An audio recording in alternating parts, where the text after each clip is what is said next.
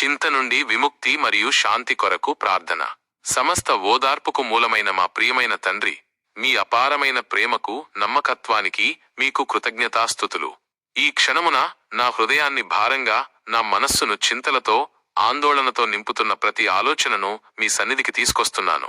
ప్రభువా, నా జీవితంలో నేను మోస్తున్న ఈ భారాన్ని, ఈ చింతను మీ శక్తివంతమైన పాదాల చెంత పూర్తిగా అప్పగిస్తున్నాను. మీ చింత యావత్తు ఆయన మీద వేయుడి. ఆయన మిమ్మును గూర్చి చింతించుచున్నాడు అన్న మీ వాక్యాన్ని నేను విశ్వసిస్తున్నాను. ఈ వాక్యంపై ఆధారపడి నా ప్రతి చింతను, భయాన్ని మీ చేతికి ఇస్తున్నాను. ఈ చింతించే ఆత్మ నన్ను బంధించకుండా నా హృదయాన్ని, నా ఆలోచనలను యేసుక్రీస్తు నామములో నేను విడుదల చేసుకుంటున్నాను. రక్షణకర్త అయిన యేసు, మీరు మాకు ఇచ్చిన శాంతి లోకమిచ్చే శాంతి కాదని సెలవిచ్చారు.